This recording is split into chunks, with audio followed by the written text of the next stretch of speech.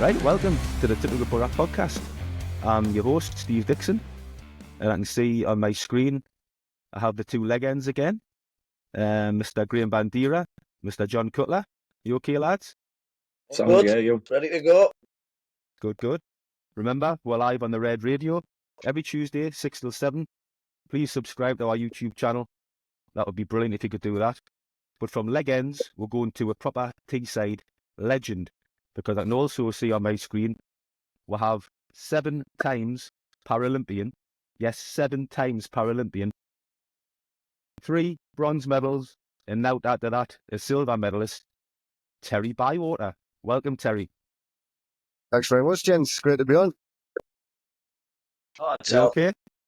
Yeah, but 7 times Paralympic just makes me sound old. We'll call it experience, Terry. We'll call it experience.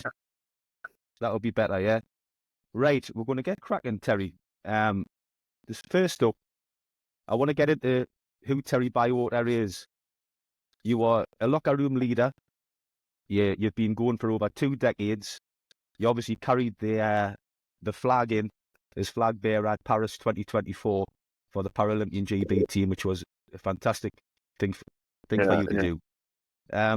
But you're a serial winner. You're a competitor. And what I want to know is, how did that become? So if you could, Terry, tell us about when you were a young lad on Teesside, growing up as a big Boro fan, and how you got into wheelchair basketball for the first time. Yeah, so born and bred in Dormerstown, lived in Redcar, Boro through and through, like you said, massive Boro fan. And obviously, you know, growing up as a kid in the 80s, I wanted to be a professional footballer. Obviously, it was going to be a bit difficult only having the one leg, but yeah, nothing stopped me. I started playing football at a young age, played for the school football team, actually top scorer for a few years running. And then, yeah, I think I got to about 11 or 12. And obviously when you start developing as a footballer, a young kid at that age, you know, and I started obviously wanted to develop, I'm obviously right-footed, so I wanted to develop the left foot as well. But having one leg, that was a bit hard. And then when the corners start coming in, you try to volley a corner with your left foot and your leg comes flying off in the back of the net and the ball goes out for a goal kick, you've got to change sports, haven't you? So that's why, I started looking at different options. I knew it wasn't going to be possible to become a pro footballer, no matter how good I was. You know, I was an amputee, so I had to be realistic. And yeah, I went for an open day in Middlesbrough one day, 12-year-old kid, jumped in a wheelchair for the very first time, tried basketball, actually fell out of the wheelchair, split the back of my head open, got rushed to A&E. Mum and Dad have said I'm never playing that sport again. And ever since that day, I just fell in love with it, mate. And I guess never looked back. Yeah, wheelchair basketball found me, I think. Incredible. Brilliant. So when you started off playing your basketball, you were 12-year-old, yeah? It was it just? I've been around about 11 or 12-year-old. I just literally went for like an open day to try it out. I obviously wanted to try different sports. Like I said, I knew it wasn't going to be realistic to become not to become pro, but to develop at a higher level in football. Like I had one leg, it was going to be impossible. So yeah, I didn't even know wheelchair basketball existed. Like I said, there was this little open day in Middlesbrough. We went along, there must have been, 6 or 7 kids there just trying it out for the first time. So yeah, I was seeing all these mad kids pushing up and down in a wheelchair, falling out, getting back in. I remember the smell of the wheelchair, the rubber, like on the court and stuff like that. And I just couldn't believe it. I couldn't believe how fast it was, how quick it was. Like I said, I didn't even know it existed, mate, wheelchair basketball at then. So it's obviously started off as a bit of fun. It's taken over from your football side of things. When did you start to realise that I'm actually pretty good at this? Yeah, 1996. I'd literally been playing like a year and a half, 2 years. And I remember I got this call up from it was like a development thing, like a junior development thing, to go down to Stoke Mandeville and to actually train with like the under-23 team, like the Great Britain under-23 team. So I went along with my mate as a young kid, obviously just to like get there and get some experience, train with the lads and stuff like that. And there was a tournament coming up 6 months later. There was it was an under-23 World Championships for Great Britain. So obviously I thought, I'm not going to get picked. I'm just going to go along, have a little training session, see the guys, get some experience and stuff like that. 2 months down the line, I get this letter in the post saying I'd made like the squad. And I couldn't believe it, man. I was the GB squad, like under-23 squad. I'd only been playing a couple of years. And yeah, I guess I was absolutely buzzing. Like I was in the GB squad. Like I started getting little bits of kit, T-shirts with GB on. Never used to take the t-shirts off, used to sleep in them. And yeah, a few months out from the tournament, I think we had an injury or something happened to one of the main players. And next thing you know, I'm on a flight going to Canada and I'm representing Great Britain at a World Championships in wheelchair basketball. How old are you at this? How old were you at this stage, Terry, for World I Championships? think 15. I'd have been about 15. Yeah. That's absolutely amazing. That's incredible. I had a little delve into your career, and I seen that you actually were at the Sydney 2000 Paralympic Games at just 17. I mean, Yeah, that at was pretty 17, mad as well. Yeah, youngest, I think it's the youngest still ever wheelchair basketball player in the men's team to make a Paralympics. Again, Wow. didn't think I was going to make the squad. Obviously, the teams saw something in me, and obviously they wanted to see me as a player for the future. But yeah, I went to Sydney. I didn't play a minute. I played like 30 seconds here and there in the games and stuff like that. But what an experience! 17-year-old kid. My first ever like official game was in front of like 15,000 people. I think it was in Sydney. So yeah, just madness at that age, man. Madness. yeah, that must have been amazing for the confidence, though, to know that you are, considered good enough to go to Olympic Games at just 17 years of age. They must have had a lot of faith in you. And at that stage, you must have also realised that you're going to be part of this GB squad moving forward, yeah?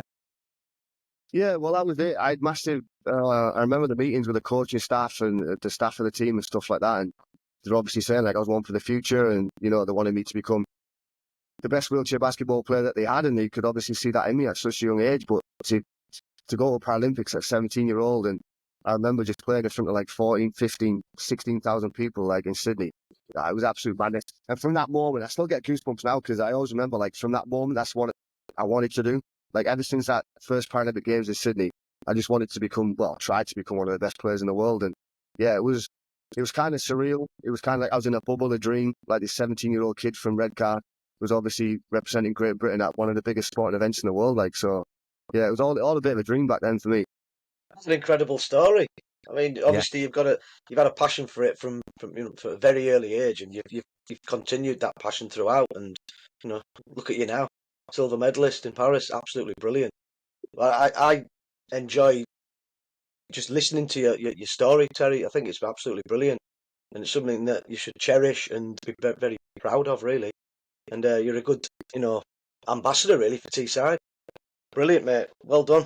Obviously, I look back at it and it doesn't seem real sometimes, like what I've achieved and stuff like that. And it's only like when, it comes out in the media or you're talking to people and they're telling you what you've done or what you've won and stuff like that. And yeah, I look back and it has been a crazy career. And I guess it's a message to all the kids out there, like, whatever disability you have. I mean, obviously I play wheelchair basketball, like that's my sport, but I think there was over 22 sports in Paris, you know what I mean? So I just think it's a genuine message for all disabled kids out there, like go follow your dream, because who'd have thought that a young kid from Dormerstown would have represented Great Britain at 7 Paralympic Games, you know what I mean? So yeah, just get That's out what there I and find go find absolutely something, go staggering. find your passion.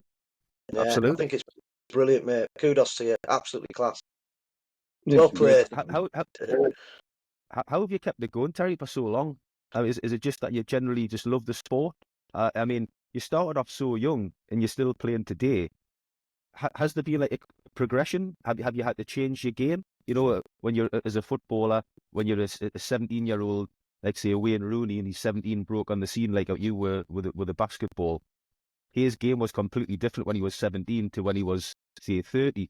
Have you had to sort of change your game as you've got older and develop different skills? Yeah, I mean, absolutely. It's just like any professional sports person, do you know what I mean? It's like a footballer or a basketballer.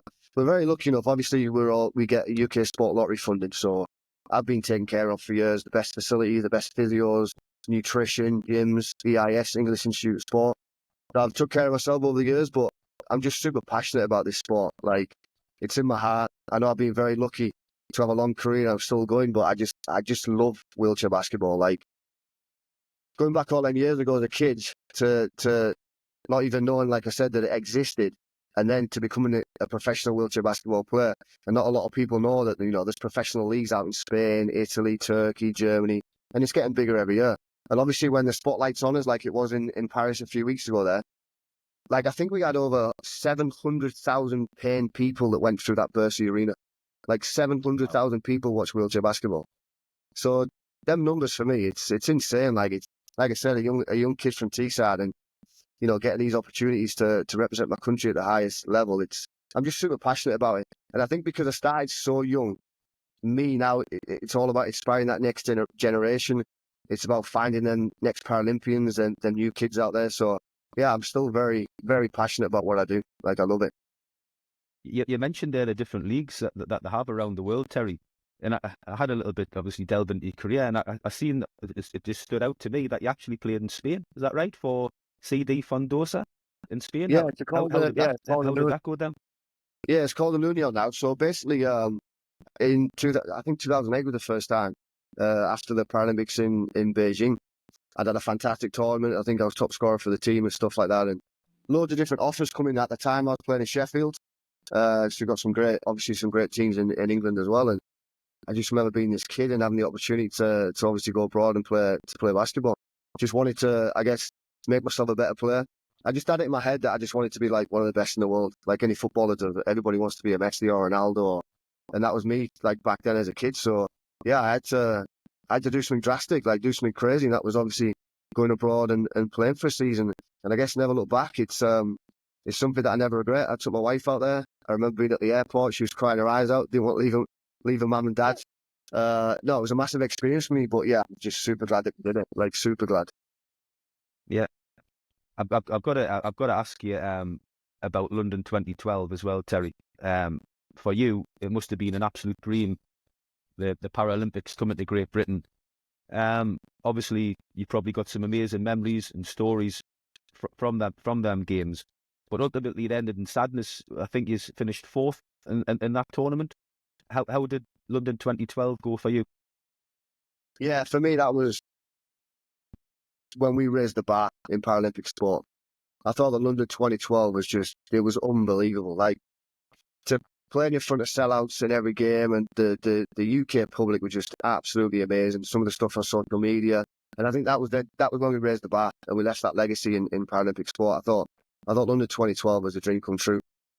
Very, very bittersweet. Like, obviously having my family there and stuff like that, and playing in the home games, but finishing fourth. Yeah, I still have nightmares about it. Like, it's 4 years of hard work. Like, I know, like I said before, the spotlight's on us for them 2 weeks when we're at the Paralympic Games, but we worked 4 years for that, man. Like, we worked 4 years, and then to walk away without a medal, you get the Paralympic blues, and you have nightmares about it. Like, you look back and you think, well, 4 years of hard work for what? Like, nobody remembers who finished fourth, right? And I guess looking back at my career, that's one thing that'll hurt me the most, like not being able to medal at London. But yeah, like I said again, but some fantastic memories, and I think we genuinely raised the bar in Paralympic sport. We did. Your So, passion's just if you oozing out, switch it Terry, then, when you speak. It's brilliant. Yeah, it was if you amazing. switch it, Terry, if that's a disappointing moment for you, Terry, in 2012, let's have a talk about happier times in Paris, where you've obviously went on and achieved a silver medal, which is absolutely incredible. And you're only beaten by USA, the reigning champions, who've now won the Paralympics three Paralympics in a row. So Yeah. in that particular game, you were at 1 point 12 points down, come fighting back, roaring back against the USA to eventually go down 73-69. That must have been, you know, although hard obviously not to get the gold medal, it must have been such a proud moment when you look back to London 2012 to suddenly have a silver medal around your neck now. Yeah, like you said, super proud. But again, I don't think I've got over it yet. I think after coming that close to becoming like a Paralympic champion, it's all I've ever wanted for 24 years. And like, I just think I was going to be the Harry Kane of football, wheelchair basketball, right? Because I never made a final at Paralympics.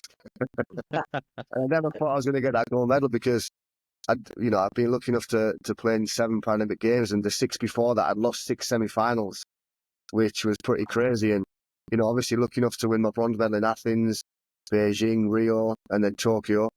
So yeah, losing 6 semi-finals, and then we made the first final in 28 years, like as a team. So as a team, as a squad, that was incredible, like to make a Paralympic final. But we had our hearts set on gold. I still think that we should have won gold. I think we were the favourites going out there. I know we lost 2 years ago to USA by 1 point in the World Championships in Dubai. So we've had some battles over them over the years, and we knew it was going to be a tough one. But I wouldn't say I was confident going into the game, but I was quietly confident that we could have walked away with a Paralympic gold medal. But that sport, and like for anyone that doesn't know basketball, like 4 points, that's 2 misplaced passes, there's 2 missed shots, it's 2 bad refereeing calls, whatever it is, and Wow. it's the Paralympic dream, isn't it, to win a gold? And yeah, again, super proud that I've upgraded the 4 bronzes for a silver, but at the same time, it's one that got away, I think. Terry's Go on, quest for Graham. gold reminds me of Messi's quest for winning the World Cup with Argentina. Keep going. The Yeah, Paralympics for you. yeah, it's been my dream. I mean, like I said, it's all I've ever wanted since Sydney, right? To try and win that Paralympic gold, and yeah, to fail that many times hurts. But again, looking back, they don't hand out Paralympic medals for free, right? So we've had a great journey. We've Wow. made every semi-final for the last 7 games, so you've got to be super proud of what we've done. And it's any Paralympic medal is amazing to win. And for me, just playing in that last day, I mean, I was at my 7th games. I wear number 7. It was on the 7th of September. So I thought like the stars were aligning. It was all meant to be. Do you know what I mean? But yeah, that's sport. But yeah, I've got it here. I mean, not everyone has one of these, right? Obviously Here we go. Let's get the to medal come out. back Look with at that that. bad Get in. boy. Magnificent. Brilliant. Oh, Look wow. at that. It's Terry, just I that's don't class, know. mate. Like not everyone has one of them. So I mean, Wow. yeah, super proud. And Wow. every time I look at it, it means the world to me. But yeah, I've always got that gold in the back of my head, like any winner, I guess. Yeah. Did you pick the number 7, Terry? Or Yeah. was that given to you? Yeah, I was lucky enough because growing up as a kid, football lad, I've always, wanted to play number 7 and stuff like that. And back in the day, we had one of the old guys in the team that were retiring from the GB squad. So as soon as he retired, I was like, yeah, I'm having that number 7, thank you. Was So it a bit yeah, of I've played Robson? it ever since. Every single Bit of major tournament I played at, I'll be a number 7. Yeah, Brilliant. A bit of Robson The influence GB there. Bernie Slaver, number 7, yeah? yeah, Slaven, Robson, yeah, Beckham, Good yeah, no, because of number. Beckham, yeah. Brilliant. Wow. You're currently still playing for Sheffield Steelers, Terry, yeah? No, I'm out of Spain now. We're just done our pre-season. Obviously still on a massive. I wouldn't say it was a downer because, like I said, every time I look at the medal, it means the world to me. I have my family there, like my son Benjamin, my wife Jodie, his father-in-law, mother-in-law. Then 3 weeks in Paris was a hell of an experience. Like it got some fantastic memories and stuff. But we go again. Like I said, I had a few weeks off. I only had a few weeks off after Paris, and then straight back into pre-season for the club. So my season starts next Saturday. So yeah, no rest for the All right, wicked. good. But yeah, it's non-stop, absolutely non-stop. So what does the future hold for you now as a player? You're 41 now, Terry, sorry to bring that up. But what does the future hold? What does the future hold for Terry Bywater? What's your ambition moving forward, both as a player and when you decide that you've had enough? Yeah, I guess that's the $1 million question now for me. It's like I said, I'm super passionate about this sport, and it's all I know. I absolutely love it. Still feel like I can perform at the highest level. Obviously, we've seen that out there in Paris with the minutes that I played in the tournament and stuff. The coaching staff still have a lot of faith in me in the big moments. So, yeah, I guess for me now, I'm not sure what the near future holds, but I guess it's game by game, staying injury free, trying to stay as fresh as possible, taking care of my body. I know I'm 41, but I still feel like I can go another couple of years. I've got my heart set on Canada in 2 years' time. We've got the World Championships. I feel like if I can get to the World Championships in 2 years, and if we can walk away, with a gold medal as a world champion again, that would be a dream come true. But further down the line, I just want to give back to Paralympic sport in general. I knew how difficult it was for me as a kid, growing up with a disability, trying to find the sport and stuff like that. So for me, it's all about inspiring the next generation. So who knows, maybe some type of Terry Bywater Academy for disabled kids and something like that. But I want to stay involved in the sport.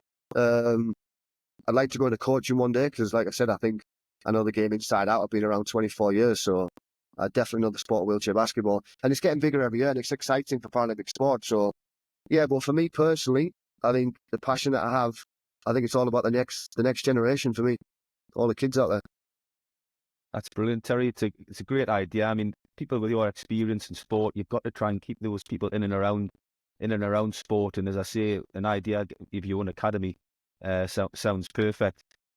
Just before Yeah, I we move mean, on, that would be the dream. Anyone out there want to help me with that? That's the dream because, like I said, I started off as a young kid, you know what I mean? I didn't even know wheelchair basketball existed. So, yeah, for me, I think to find them next Paralympians, to find them next Terry Bywaters, the next wheelchair basketball players, yeah, and just get them disabled kids involved in sport. I think there was a crazy stat that doesn't sit with me very well. I think it was 1 out of every 5 disabled kid gets the opportunity to play to play Paralympic sports. So yeah, it's a pretty crazy stat for me. That's something that I want to change going forward. So hopefully we can change their numbers for sure. Yeah. Just before we move on, Terry, could you give us what's your greatest achievement in your career so far? Because you've won so many medals. I think is it 16 major trophies or medals you've won for Team GB? You obviously correct us on that if I'm wrong. What's your number one? What's your number one achievement so far? Yeah, I didn't realise it's after Paris. I think I've won the most medal now obviously as a wheelchair basketball player in the UK. So that was pretty crazy to hear. But yeah, I've had some amazing moments. Obviously, my first Paralympic medal in Athens, obviously winning a Paralympic medal was pretty crazy as a young kid from Teesside. Becoming a world champion in 2018. Obviously, not many people can say that. They're a world champion at a sport that they do. Playing at home games. The shot that I actually made a shot in 2016 in Rio. We were losing by 2 points to Turkey. That was in a bronze medal game. There was about 10 seconds left. And I actually scored the shot to take us into overtime that got us the bronze medal in the end. 5-time European champion. That was pretty crazy as well. Yeah, I've definitely had some highlights, but also some lows. But yeah, and just sat here knowing that I'm just very lucky to do what I do and, represent Great Britain at the highest level. Like, it's a dream come true for a kid like me. Well, a kid now. I'm not a kid no more. What a story, honestly, unbelievable. As I say, I looked through some of the achievements and the list was just going on and on and on. Unbelievable. Just to switch it towards football slightly, because I know you're a huge Boro fan.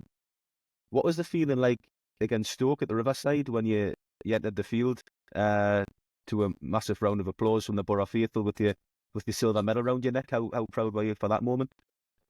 Oh, I was like I had goosebumps. I was like a kid at Christmas. I just want genuinely thank you to the club for that, and thank you to every single fan in that stadium that give me that applause. Because I arrived on the day. Obviously, I spent the day with Bernie. We were in the lounge and stuff like that, and I was super excited just to be there with my medal. And I went into a couple of lounges, did a little talk and stuff like that. But I just remember that walk down the tunnel. I went down there with Benjamin and Geordie, and we got down the tunnel. I could smell the pitch, and genuinely got goosebumps. Because I love this club to bits. And I said to my son, I said, "Can you smell the pitch? You can smell that. You can smell the grass." And he was smiling. He was buzzing. And I got out there. We got into the tunnel, and obviously we could hear Carrick shouting and stuff like that. The players on the pitch were that close. And I don't know. It was a dream come true. I couldn't believe it. And then obviously at half time, I got called out on the pitch, and I wasn't quite sure the reception I was going to go. I wasn't quite sure how many people would be in the stands. And obviously just to hear to that applause, and yeah, what a dream come true that was, by the way.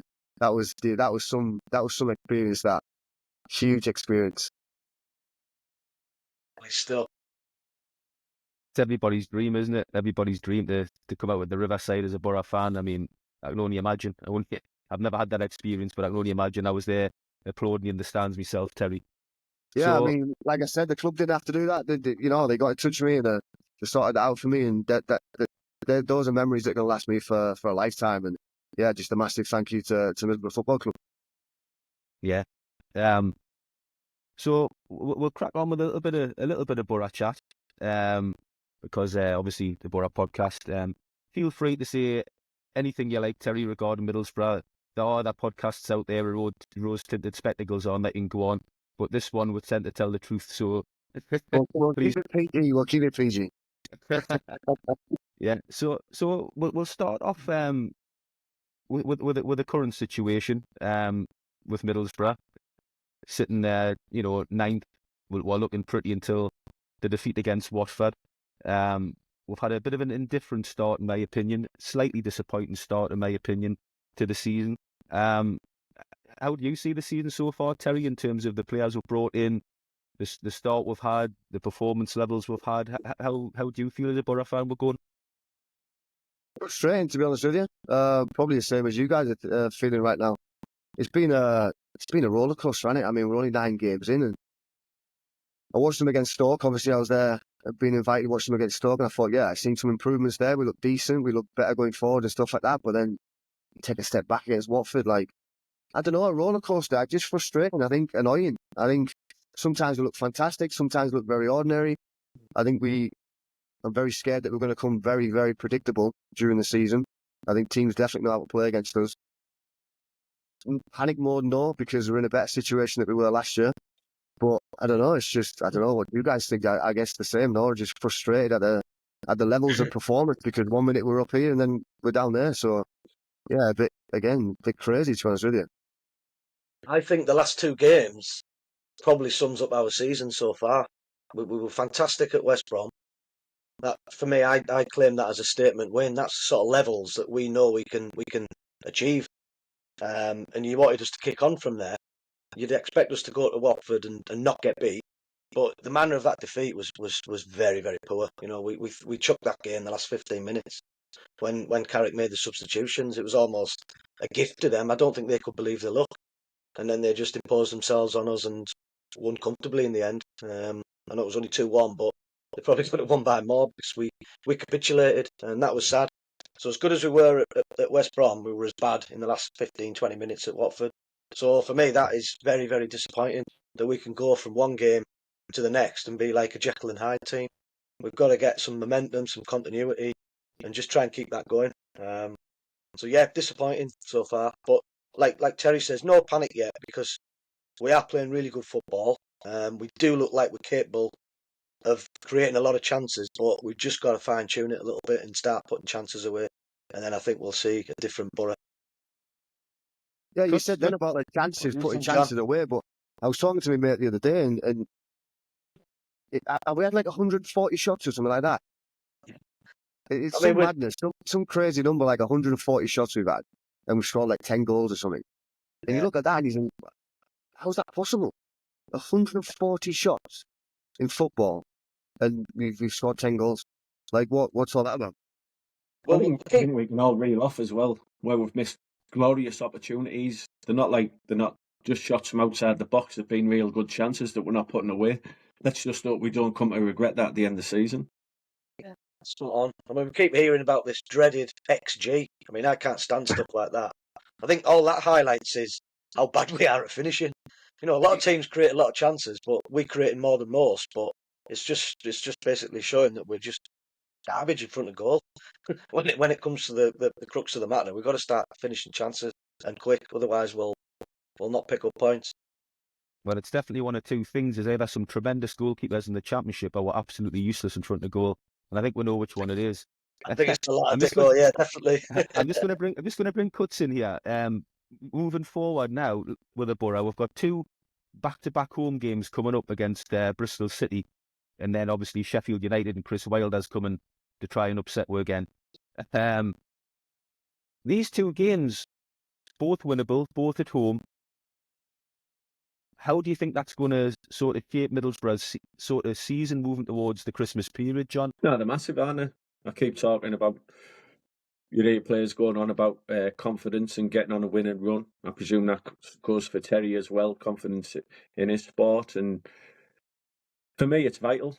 There's no reason why we can't pick 6 points up. I've said many times, there's no one in this division for me to fear. I think our squad's as good as anyone. I think on our day we can beat anybody. But the Championship's tough. Every game's tough. We've got to apply ourselves rightly in the right manner. But I think the main thing is we've got to start taking our chances. And if we do, I think we can get 6 points, and it wouldn't surprise me at all. I've said people keep talking about the playoffs. Forget the playoffs. This squad's good enough for top 2, and that's what we should be aiming for. I'm sure Carrick is, and I'm sure the players are. So the fans need to start talking about it as well. But the players need to start producing wins. We're dropping too many points at the moment. I mean, draws at home against Portsmouth, Preston. That could count against us at the end of the season. The big points that we shouldn't be dropping. We need to learn by our mistakes and start and put the ball in the net. Harry, a big point of discussion on this podcast the last couple of weeks has been the form of Latte Lath. Brilliant last season. Finished the season with 19 goals, prolific. This season he's been different. He's only scored 1, which was a penalty. He had was he going to leave? Was he not going to leave? Drama before the window closed to Ipswich. On the pitch on the whole, he's working hard. He's running the lines. He's putting the shift in, but he's not taking his chances like last season. That can be down to tactics. It can be down to bad luck. Obviously, Bandy still thinks his head's been turned, and that's what's affected his form. I think it's probably more tactical. I think the way we're playing this season is slightly different. What's your thoughts on Latte Lath moving towards the Bristol City game with the prospect of having a fit Tommy Conway back to challenge Latte Lath for that position against his old club? Would you stick a twist? Yeah, tough question. I agree with what you're saying there. Obviously, his head was turned. For me personally, I think that should be in the past now. I think that's just an excuse if he wants to use that. Is he getting the chances that he wants? I think he has missed a fair few, but he's not getting chances after chance after chance, is he? Yeah. I mean, you look at the way we've been playing. One of the biggest things that stood out for me for Latte Lath was he's quick as anything. Like, he's super fast, right? But how many balls did he get over the top? Like, how many in a game? Not as many as I think he should be getting. If we've got a kid like that that's super fast, we should be putting balls over the top for him. Because he's going to get on the end of them and he's going to knock some away. I think once he starts getting on the end of some of them and scoring a few goals, his confidence will come. Absolutely. But as a striker, you want them passes. I don't think he's getting them. On the left-hand side, well, I don't know, that's just it's a jigsaw puzzle, isn't it? Because we've had McGree, Bergzorg, Hamilton, Azaz, everyone's been tried on the left. So he's not really getting a relationship with other players as well, if the midfield's constantly changing. So you can feel for him in a way, but also, yeah, you do feel disappointed because he's our striker. He's, we expect him to bang the goals in. But again, on the flip side of that, is he really getting the chances that he wants? I mean, yeah, he's missed a few, but I don't know. I can feel sorry for him, but also frustrated for him. Do you start Conway? That's up to Carrick, I guess, but I think it's a gamble. I think with the form that Lath's in now, obviously, if you're going to make that change and you're going to put him on the bench, I don't think it's going to help him. I don't think it's going to help him at all. He needs to see that ball in the back of the net as any striker does. Last week, I think I said, I don't see what benefit we're going to get dropping him. If his confidence is down, taking him out the firing line, I don't think it's going to do him any good. I think you've got to stick with your number 9, be loyal to him, tell him he's going to play, tell him he's going to score a goal, and hopefully, because he's quite a streaky striker, once he scores, he might just go on a run. I would be prepared to sit Conway on the bench and obviously bring him on, or even play Conway alongside Lath. But I think we've got to try and stick with him through this barren period. I think you have to, because but is he getting a service though? I mean, the biggest frustration for me in the first few games of the season was we get the ball in the edge of the box and then we just look fantastic passing it to each other, and it's lovely and it looks fantastic. But where are we looking for our striker? Are we getting them balls in the box? I don't think we are. Like, we've got to give him the service. The big question is, I spoke about this the other day. Looking back at the strikers that we've had at the club, you can look at the strikers that have scored the most goals: Viduka, Jimmy, Ravanelli, even to the point of Bamford. The people that have scored 20, 30, 40 goals plus for us. Would they score goals now in this team? Would they still score 20, 30, 40 goals? I'm not sure. The other opposition worked Middlesbrough out in terms of Latte Lath as a threat. And what I mean by that is, last season, he was getting a lot of balls over the top, like what Terry's saying, and he's getting on the end of them and putting them away. But now what we're seeing at the Riverside especially is teams coming and sitting up to spoil Middlesbrough and sit deep. And if they're sitting deep, that takes away the space in behind that Latte Lath likes to get into. So Middlesbrough need to find a way to tweak their own tactics to get Latte Lath back in the game. Now, that might be getting the ball wide. We've got good wide players, and getting crosses into the box more regularly, because I don't see a lot of balls coming into the box. Yeah, if teams are sitting deep, we can't get it into the space behind. We're going to have to adapt to get Latte Lath into the game. And if that means getting more crosses into the box, then so be it. How do you think we can get Latte Lath more involved? I'll go to Bandy first. Yeah, I think you're spot on, Dicko, in terms of teams coming to the Riverside and basically setting up camp with a low block and sitting really, really deep. Hence, pacey players aren't able to get behind defences. So we do play a lot of football in front of a back four. Sometimes it's a back six if you've got two sitting midfielders sitting in there and chipping away trying to block stuff from us. So it is difficult. We've got to find a formula. We've got to find a way to sort of penetrate these teams. But I've always said we don't shoot enough. We're getting opportunities where we're 25 yards out from goal. Have a shot. Please just have a shot, because we saw against Stoke, Riley cut in from the left. He got it onto his right foot. He had a shot. The keeper parried it, and Doak was there to mop it up. So we've got to do a bit more of that. It's fine saying strikers aren't finishing chances, which is true. But I think the chances Latte Lath has had this season, he would have finished last season when he was in a really, really good, rich vein of form. I just think he's a different player. He's become a shadow of the player that he was for me. And if Conway is fit, or when he is fit, then I'd be happy to see him replace Lath and use Lath as a bit of an impact player, because his pace is electric, and he can sort of unsettle teams later in the games when teams are possibly tiring a little bit. But I think Conway is a pedigree striker. I think his conversion rate is probably better than Lath, so I'd be happy to see Conway come in replacement for Lath. Good. Yeah, I agree. I'd give Conway a run. I think a message that it doesn't send is, if the striker who's in there now, Lath, has got one penalty, no goals from open play, what type of message is that sending to Conway? When's he going to get a chance? When's he going to get some games? If you're not doing what you're there to do, next man up for me. That's going to be a score draw. Then me and Terry are going with Latte. He's a good fan. We'll see what he does when we rock up against Bristol City. Just going to come into to Terry, obviously a huge Middlesbrough fan.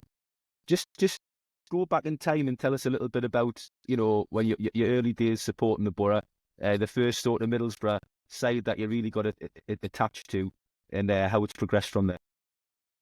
Yeah, first ever game was it was in 1990. We played Tranmere in the cup. I think 1-1 draw. Mogger scored. That was my first ever game, and obviously I went with my auntie. My auntie took me to the game, and after then just obviously fell in love with the club. So many memories, so many fantastic memories. I was lucky enough to be a mascot as a young kid. It was in the Anglo-Italian Cup, I think it was, against Brescia. Yeah, that was pretty crazy. Aston Park. Yeah, crazy memories. Yeah, and obviously just growing up with the club, I've had so many times. The eras of Bernie, John Hendry, Wilkinson, and then the little man, Janino, Ravanelli, Emerson. I've had so many fantastic memories with the club, like obviously winning the Carling Cup and stuff like that. And yeah, here we are in the Championship. Don't know how many seasons running now this is, but they'll forever be in my heart. I still think we're a club for the Premier League. Absolutely love them to bits. They decide my weekend whether I'm in a good mood or a bad mood. But yeah, I don't know. I just think it's a club that, well, we're all sat here and we want them back in the Premier League, and I think we're capable of doing it. It's like Coach said before, we have to go out there now and not fear anybody. But do we as a club? Do we as the 11 that are going out, the 11 that are starting? Are they thinking the same as what Coach is thinking? Like, don't fear anyone. Let's go out here, not fear anyone. Let's go win 2 or 3-0. I don't think they are right now, and it's difficult to watch sometimes. It's frustrating. What's your take on the way Middlesbrough actually play under Michael Carrick? I was on the podcast last week, venting my anger a little bit about saying I'm getting a little bit bored with Michael Carrick's football at the moment. It's sort of progressed into this slow, methodical way of playing. For me, it takes too long to cut through the thirds, too many passes in my own half and backwards and sideways. And we need to quicken things up and get on the front foot a bit quicker, like we did with the sort of side with Tuba and Cameron Archer, etc., which was so good to watch. And I just feel like Middlesbrough as a team are becoming predictable. I think teams know how to set up against it to make it difficult for it. What's your thoughts on how we're progressing under Michael Carrick? Yeah, so many mixed views on him, isn't there? There's social media and stuff like that. There's a lot of people out there that love him. There's a lot of people that like him. There's a lot of people think he's a bit like Marmite. You either love him or hate him. It's a strange one because I don't think we're boring. I wouldn't say we're boring. I think we're lethargic at times. I think we slow down way too much on the opponent's area, the opponent's box. I think the way we play out from the back, the way we pass the ball, I think it's good on the ice sometimes. I think it's decent football. I'm just concerned about when we get to the edge of the box, what we do there. I think the amount of times we see us going forward, and then we kind of it's like we hit a brick wall. It's like we just stop and we start going backwards, or Morris is going here, and he's thinking, well, he's passing it to Azaz isn't moving, he's looking to the left, there's no one on the left, and it's all a bit, I don't know, it's a bit slow for me, especially when we have got players like Latte Lath that can run faster than anybody in the Championship. Are we going to see a difference? This is the big thing for me. I think we're going to see a difference with Doak. I think he brings a lot more than what Jones does. love Jones to bits. You know, he's one of our own. I think he's a great player, but I think it's going to be tough for him to get back in the team now. I think we will see a difference with Dog, but also I want to see McGree play more. What's going on with McGree? 1 minute he's in, 1 minute he's out. I believe he's our best player at the club, but he's injured and he's not injured. But he's just played 45 minutes for Australia. I don't think we've really seen our best 11 yet, which is kind of crazy because we're 9 games in. But yeah, I wouldn't say boring. I think it's his way. That's Carrick's way. But I'd like to, like Bandy said before, I'd like to see a few more shots because the goalkeeper's going to parry it out, just like we did against Stoke. Stoke scores. It could come back off a post, back off the bar, get more crosses in. Exactly. I just think in and around that area, we're very, very predictable. And when we get there, it's pretty ugly, to be fair. Carrick's such a purist. He almost wants us to score the perfect goal. We're a little bit Arsenal-like at times, but we're not Arsenal. You know, we're Middlesbrough. We're a completely different outfit. We're nowhere near Arsenal's level. So we just please shoot. Honestly, if you shoot, there's a chance you can score. We just don't test keepers enough, and we do play too much in behind a defence. We've got to try and get behind a defence and try and get some shots away. And you never know your luck. Regarding Riley McGree's situation, we all on here basically think he's the best footballer at the club. And it's been, does he get on with Carrick? Does he not get on with Carrick? People say because he signed a new contract that we're all wrong. But has he signed a new contract because we're all wrong? Or is it just because he's securing himself financially and a move could come later down the line? But the reasons why he keeps coming out the team seem very strange to me. He's been out injured for a while. He sat on the bench for 2 games, never got a minute. Then he comes on and he plays 2 games forward against Stoke and West Brom. Does very, very well. And then we'll rock into the game against Watford away, and suddenly he's disappeared again. Then he's off to Australia, and he's played 45 minutes for Australia. These questions need to be asked, don't they? What's really going on with Riley McGree?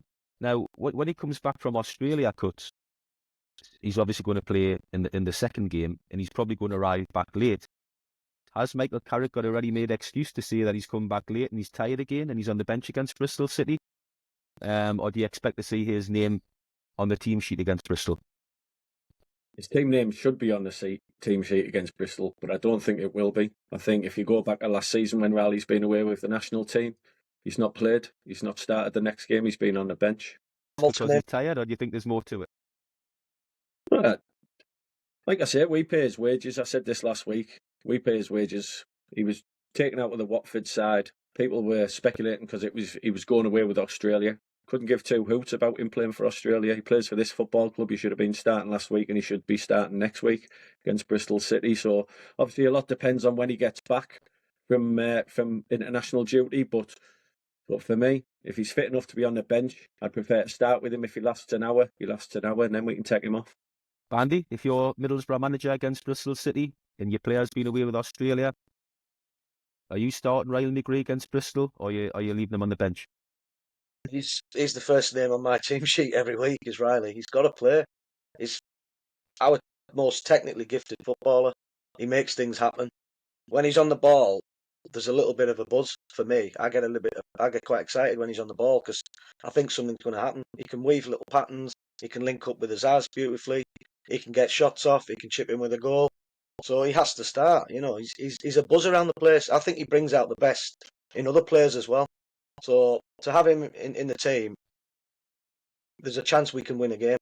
And when he's not in the team, I'm a little bit deflated, and I always think, well, what's happening on the left? Who's going to replace him? I don't think any of his replacements are anywhere near the level of Riley McGree. He's the catalyst for everything that we do, which is good. So he's got to start every game, whether he's got a little niggle or not, or he's a bit tired. Like Cut said, he has to start. If he doesn't last the full 90, that's fine. You can bring him off, but he's got to start games to give us a chance of getting a foothold in a game and actually winning it. Somebody mentioned it on social media about Doak, how he uses his left foot quite a lot. He's 2-footed really, and he can play on the left. And when we first signed him, the thought that Doak was going to come actually and play on the left, and obviously Isaiah Jones would have been on the right. We haven't seen that at all so far. Even during the game, where the option just to switch the players during the game. If Riley's tired or for whatever reason can't play for Middlesbrough on the left. Would any of you guys like to see Carrick give that a try where Doak starts on the left, and Isaiah Jones comes back in on the right to give her a bit of pace down both flanks rather than, seemingly just playing to Doak all the time and nothing really happening down the left? Yeah, For me, no, not for me. I prefer Doak on the right because he can go outside, but he's also effective coming inside on that left foot and getting shots off. It's only a matter of time before he cuts in and rifles one in the top corner for me. I think he's brilliant, and he is our right hand side man now. For whatever reason, Jones just hasn't cut it this season. He's really, really short on confidence. He just doesn't look the same player. He's a shadow of the player that we know he's capable of being. But for me, Doak has to start on the right every time, and Riley has to start on the left. But I think Riley's capable of playing left, centre, or right. He's that type of player. He's just class wherever you put him. But if it has to be on the right, on the left, then so be it. He's still effective. So Riley on the left and Doak on the right. I wouldn't change that. I'd just go with that system. And then Azaz obviously weaving his little patterns in the 10 position, which is where he's best for me as well. And then Conway up front. That'll be my front four. Good. I think it's a bit of a moot yes or no to give it a try? No for me. I think it's a bit of a Terry, moot point. would you give it a try? It's one of them, isn't it? Why not? I mean, you can give it a try and give it a go. I mean, if it doesn't work, it doesn't work. But it's kind of like plan B, isn't it? But I agree with what Bandy said. I think him going down the right, cutting in like that, because he can use his left foot. He's the one lad that at least is trying to get a few crosses in the box now. So it is nice seeing him on the right. But going back there, McGree, I know it's another question to be answered, but why not play him in the middle? I like him in the middle. Well, there you go. That's what I was trying to. That's another reason to what I'm saying. You could try. That would give you a plan B where you could go Doak left, Jones right, and you could play Riley as the 10. Behind it. Playing him as a 10, getting him on the ball more, because like we all agree, he's the best player at the club. And for me, like you guys said, if he's fit, he needs to play. Whether that's 60 minutes, 70 minutes, he's got to play for the club. He's the best player here, and we're going to need him going forward. And if we want to get promoted, he's going to be a big part of that. So for me, you play your best players, and Carrick knows that. We don't know what goes on behind the scenes. We know that. I don't know if there is any issues between them. I hope there's not, because he is our best player, and Carrick obviously being our manager. But get him on the pitch when he's fit. Like, he has to play for us.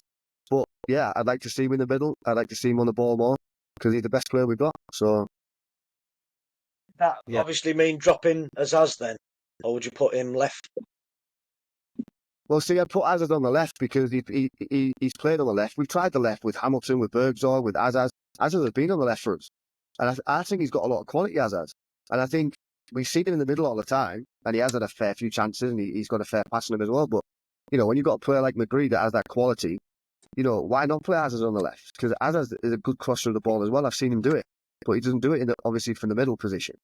But I'm thinking, your best player, get him on the ball. And I just think our best player is McGree, so I'd prefer him in the middle to Azaz. Wouldn't be averse to them switching during games, just to sort of try and outfox the opposition a little bit so we're not too predictable. So that switch during games could actually be beneficial to us. But Carrick's quite rigid in that system up front. He's obviously, he likes the lone striker and he likes wingers, but they call them inverted wingers now. We don't very rarely see players drop the shoulder, go past the man on the outside and whip a cross in. We don't play that way. Man City don't play that way. Arsenal don't play that way. All their wingers like to come in and link up with a striker. It seems to be the modern way now, but we seem to have lost touch with traditional values. We talked with Bernie, didn't we, about the traditional 4-4-2. Will a manager ever go back to that anymore? Or are they a little bit like sheep? They sort of follow a trend, don't they? And they just stick to a rigid system. Every team now seems to play 4-2-3-1. Why not mix it up? We spoke the other week about Carrick the goal we got against Preston, where it was a bit of a long ball. It was a bit of a punt from Ayling, but Conway got on the end of it. And like Terry mentioned, let's try and hit teams over the top for a change rather than playing all our football in front of the opposition. Let's try and get behind teams a little bit more. But certainly with Riley in the team, or Azaz, then they are capable of getting behind teams with little threaded balls. The only way we'll start seeing 4-4-2 back in football is if Man City and Pep Guardiola start playing 4-4-2. Copycat league. That's the only way. It's the only way. I agree, John. You Spot took on. the words out of my mouth, mate. That's what I said about sheep. As soon as Pep switches to a 4-4-2, we think, oh, hang on, this is interesting. Oh, we need to try that. Yeah. Be the first to try it. Let's have a little switch up now and again just to see if it makes any difference. Because at the moment, we tread in water sometimes. We just don't seem to get anywhere with this system. I'd love that. That'd be a dream for me to see a 4-4-2 at the weekend. Yeah. Like you said there, why not? You'd put, I don't know if you put, for example, Azaz, McGree, Morris, Dorr, Conway, and Latte Lath up front. Why not? Imagine them two up Exactly. front together. And like you said, like Coach said though, it's not going to happen because it's not cool now, is it? You don't play two up front. Spot on, it's not cool. No. Yeah. We all almost have to follow a trend, and it'd be interesting or it'd be refreshing if a manager just mixes it up now and again and just completely goes with a different formation, because we do. It would be exciting to watch, wouldn't it? If you had like I said earlier on, you put Isaiah Jones one side and Dope the other, and had Conway alongside Latte Lath. There would be a lot of defences would struggle against them four. Yeah. With the instruction of having to put crosses in, not cutting inside and playing it simple. Correct, You've got to get past your man. I'm not sure whether Jones has that propensity anymore. There's something missing. There's a missing link. He had it. He had it. So he had it. He had a spell where Crystal Palace were in for him, and there was quite league teams looking at him, and he was brilliant. And then, he's just lost it a little bit for me. Right, boys, a little bit of fun for the last 5 minutes with Terry. You can give more than one answer, but I'm still going to stick to you for a main answer on each of these points. So it's going to be the first of the podcast so far. We're going to do a typical Boro top 5. And because we've got Terry here, it's Terry Bywater's typical top 5. So I'm going to ask you 5 Boro questions, and I'm going to nail you down to one answer, but you can give a few others. So the first one, Terry, is can you name your favourite Middlesbrough player and why? This is going to sound crazy, right? I've actually got 2. Obviously the little fella, because he's a legend, Janino, absolute legend. I thought you meant Bandy. But back in the day when I first started supporting Middlesbrough and stuff, I remember being on Ayresome Park. First professional footballer I kicked the ball to was Derek White. Oh, yes. Derek White, and that will stick with me forever. Yeah, stick with me forever. I remember a game at Ayresome Park, Middlesbrough against Wolves, a big top-of-the-table clash at the time. And Middlesbrough nicked the game 1-0. And Wolves player was attacking the Holgate end, last few minutes of the game. And Derek White, who was quick at the time, chased him down. And he got his last-ditch tackle and wiped him out. They were screaming for a penalty. I'm going to say Derek White got the ball, took the ball away, took the man away, and Derek White stands in front of the Holgate end and gives it the big cigar salute to the Holgate end. Everybody's EIO and jumping around. It was bouncing. We won 1-0. So from that moment on, I was like Derek White as well. Proper good footballer for Middlesbrough. Yeah, just old-fashioned, proper good defender. Always loved him, yeah. Derek White. Yes.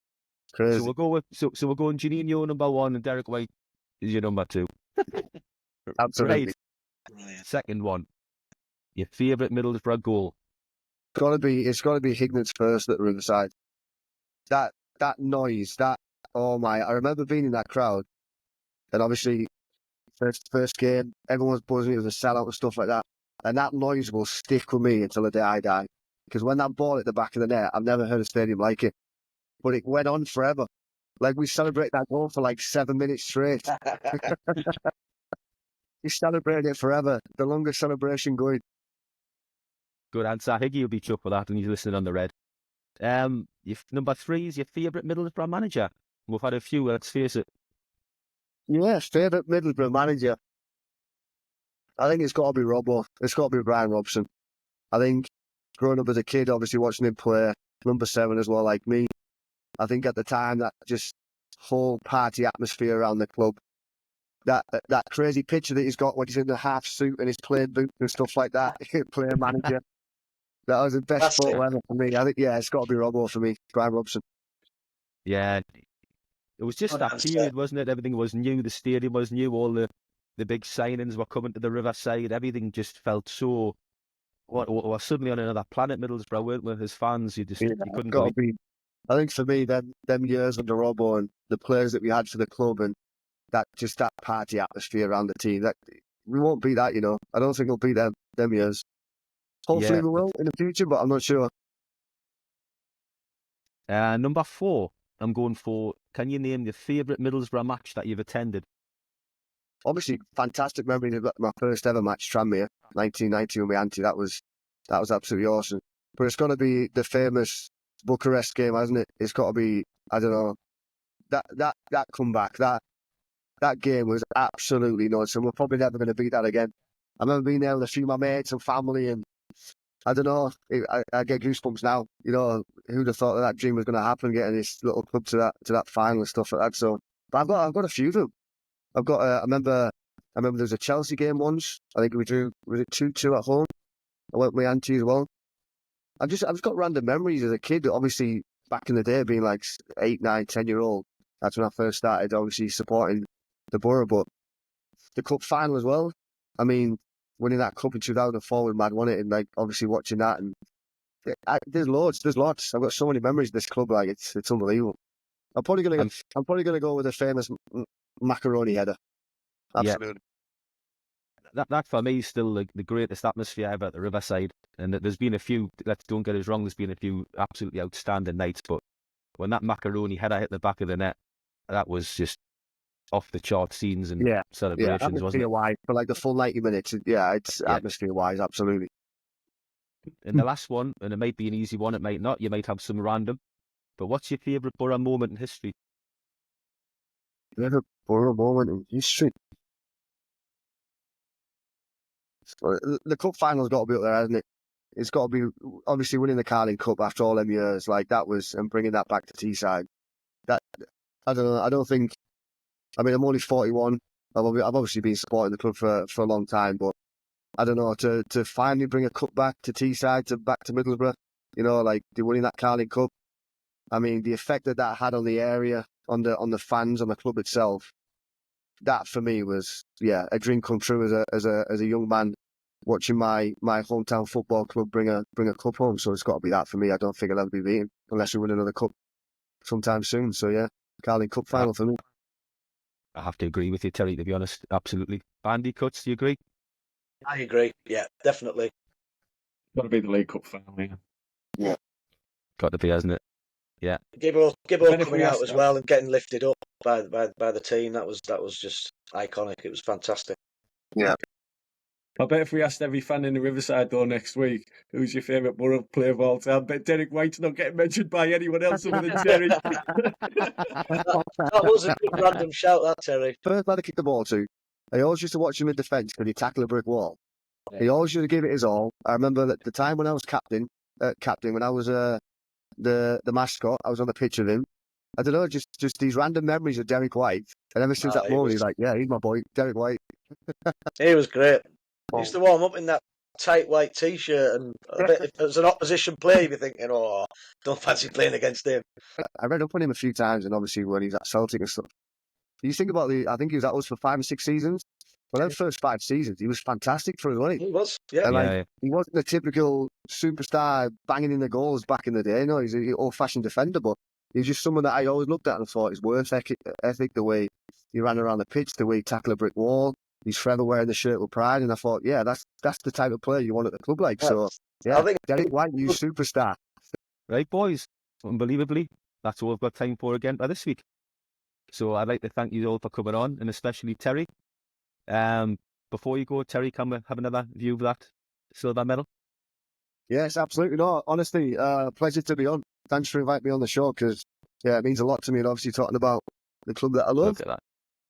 Absolutely fantastic. Yeah, that's the backs. The back. There's more to come. Terry. Yeah, there's more to come. An upgrade from the bronze. Brilliant. Hopefully you get gold in a couple of years' time again at the World Championships. No, cheers, guys. Really appreciate it. Thanks for having me on. Thanks, you. No problem at all, Terry. And remember, Boro fans, don't say Typical Boro. Listen to it, watch it. We'll see you next week. Cheers.